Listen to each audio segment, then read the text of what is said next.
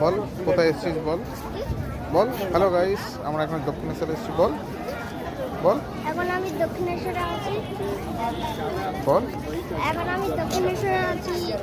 হ্যাঁ হ্যাঁ। হয়ে গেছে দর্শন। আজ আমরা এসেছি দক্ষিণেশ্বরে মাকে পুজো দিতে। মায়ের পুজো পাকু দেওয়া পাকু ও হয়ে গেছে। মাকে পুজো দেওয়া হয়ে গেছে। এখন আমরা বাড়ি যাব।